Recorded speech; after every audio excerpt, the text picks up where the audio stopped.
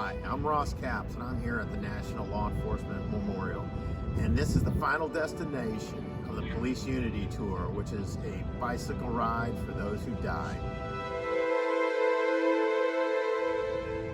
The last couple of years have been very difficult for the memorial and the museum due to COVID, shutdowns, and the lack of travelers for Police Week.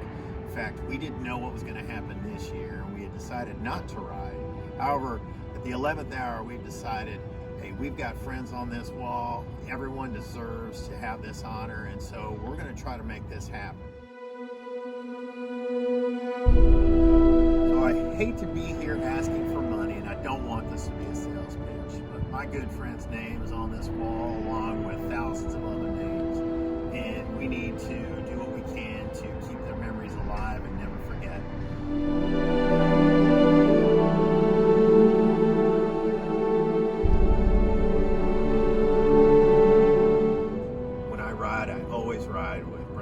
In mind, but this year I'm going to dedicate the ride to Blaze Madrid Evans, who was killed in the line of duty in Independence, Missouri.